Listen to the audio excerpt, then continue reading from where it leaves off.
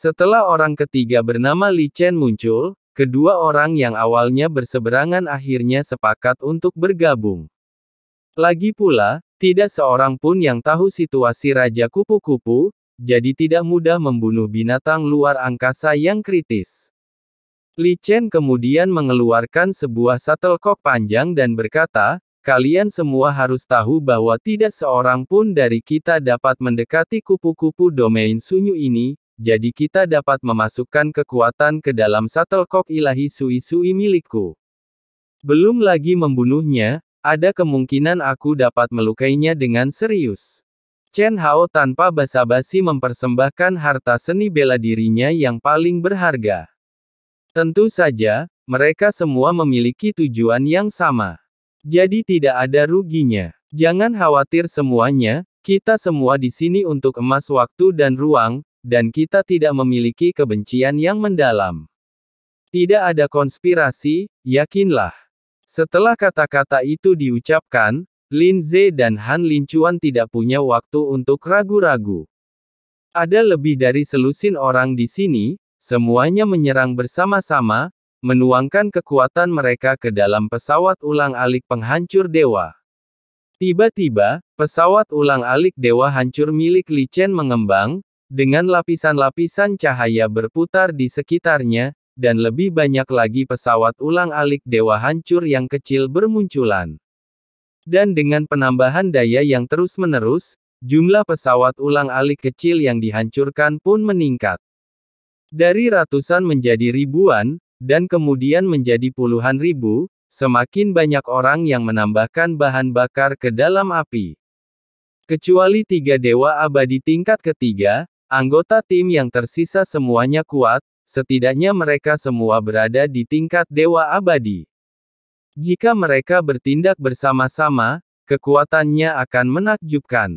Selain itu, pesawat ulang-alik pemecah dewa milik Li Chen dapat mengumpulkan kekuatan semua orang. Kekuatannya meluas ke tingkat yang mencengangkan. Xiao Yan menatap pesawat ulang-alik pemecah dewa dengan kilatan cahaya di matanya. Kelihatannya hal yang baik. Xiao Yan bergumam sambil mencubit dagunya seolah tengah memikirkan sesuatu. Anda harus berjuang untuk hal-hal yang Anda sukai, jika tidak, Anda akan menyesalinya selama sisa hidup Anda jika Anda melewatkannya. Ya, Beijing tiba-tiba mengatakan sesuatu yang tiba-tiba. Saya tidak pernah melakukan hal-hal seperti pembunuhan dan perampokan. Kecuali dia memberikannya kepadaku secara sukarela. Xiao Yan menggelengkan kepalanya dan berbicara dengan serius, terdengar sangat baik. Sebenarnya tidak ada perbedaan mendasar. Ye Beijing menutup mulutnya dan tertawa. Setelah menyelesaikan rencananya, Yu Yaer Xiaoyan berhenti berbicara dan melihat sekeliling, seolah mencari sesuatu. Orang yang dicari Xiaoyan adalah Feng Xichang. Secara logika, meskipun dia lebih lambat, dia seharusnya sudah sampai di tujuannya. Akan tetapi, tidak ada tanda-tanda kehadirannya dalam waktu yang lama. Hal ini membuat Xiao Yan sedikit mengernyit.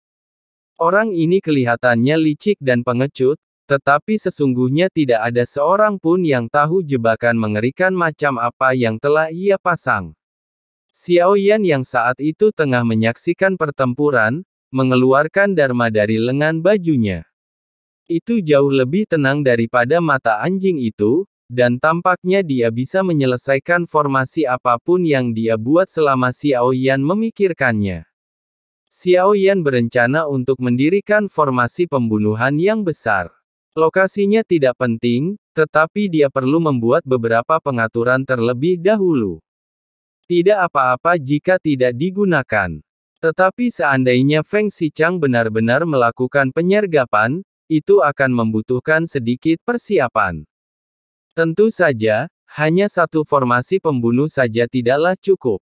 Xiao Yan menyiapkan lusinan di antaranya secara berurutan hingga ia merasa sedikit lelah. Dia baru saja memasukkan kembali dharma ke dalam lengan bajunya, dan pesawat ulang-alik pemecah dewa itu mengeluarkan ribuan cahaya yang menyilaukan dan mengeluarkan suara mendengung. Tampaknya berisi kekuatan yang luar biasa dahsyat. siap digunakan. Kalian semua tahu bahwa keputusan ini dapat membuat kupu-kupu domain Sun ini menghilang begitu saja.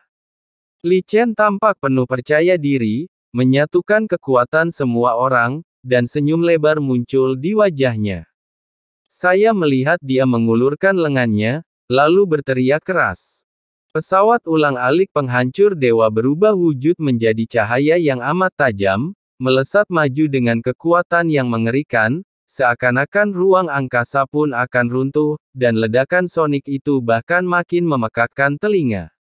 Dia tertawa dan berlari ke arah Raja Kupu-Kupu. Sesaat kemudian, dewa yang hancur mendengar suara ledakan di ujung terjauh, dan dia bahkan dapat melihat getaran ruang di kejauhan melalui matanya.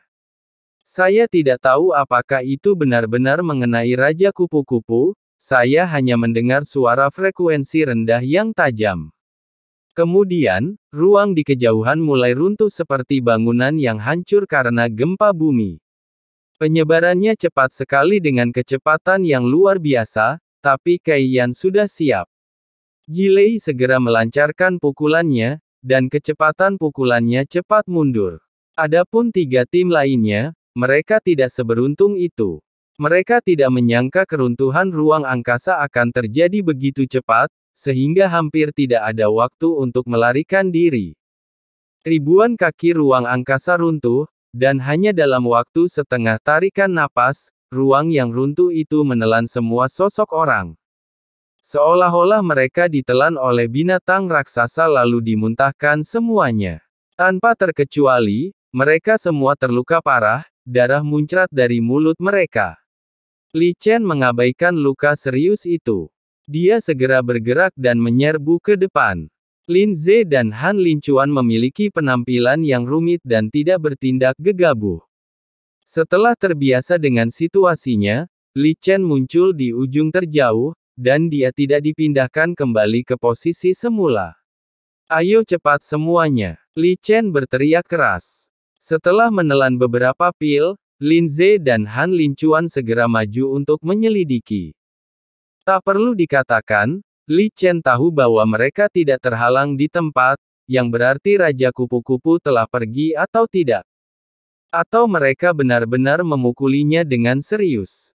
Meskipun Xiao Yan tidak mampu mengamati kekuatan jiwa itu dengan mata telanjang, dia dapat membayangkan secara kasar pemandangan itu dalam jarak beberapa ribu kaki dalam pikirannya. Raja Kupu-Kupu menghilang, dan sarung pedang besar muncul di hadapan mereka. Tepatnya, Raja Kupu-Kupu Jian Xiao yang lengkap sedang tertidur. Sekaranglah saat yang terbaik bagimu untuk membunuh Raja Kupu-Kupu ini sepenuhnya.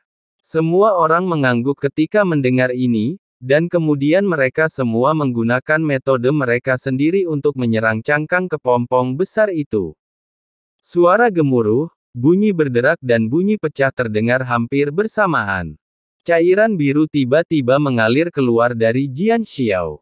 Akan tetapi, sebelum benar-benar memastikan kematian Raja Kupu-Kupu, tak seorang pun berani mengendur sedikit pun. Lalu semua orang terus menyerang, menghancurkan semua peluru, dan cairan biru mengalir ke seluruh tanah. Raja Kupu-Kupu seharusnya berada di dalam jembatan, tetapi sampai cairannya benar-benar terkuras keluar, tidak ada apapun di dalam cangkang alkali itu. Apa yang terjadi dengan Raja Kupu-Kupu? Semua orang tampak bingung dan heran. Tampaknya hanya ada cairan biru di dalam sarungnya. Tidak ada Raja Kupu-Kupu, dan Xiao Yan, yang berada ribuan kaki jauhnya, sedikit mengernyit. Karena dia menggunakan kekuatan jiwa untuk menjelajah, pada saat mereka menghancurkan jembatan itu, Xiao Yan memang merasakan napas mengalir keluar darinya, meskipun sangat samar. Hanya hembusan napas yang sangat samar, tetapi yang pasti, memang ada Raja Kupu-Kupu. Alasan mengapa hal itu bisa menjadi kritis dan tetap ada serta tidak musnah jelas tidak sesederhana yang dikatakan Feng Xichang. Saya khawatir pertempuran sesungguhnya baru saja dimulai. Jika kita mundur sedikit lagi, mereka akan mendapat masalah. Selagi Xiao Yan berbicara, Dia membawa Ye Beijing dan Xiao Yuli dan mundur 1000 kaki lagi. Namun, ketika semua orang sedang bingung, cairan biru itu tiba-tiba meledak. Kabut biru menyerupai awan jamur terbentuk, menyelimuti semua orang. Lalu, sosok biru muncul. Sosok itu tampak seperti orang biasa, tetapi penampilannya aneh. Meski berbadan manusia, wajahnya kurus. Alasan mengapa itu begitu jelas adalah karena dia muncul di atas kepala Xiao Yan. Di atas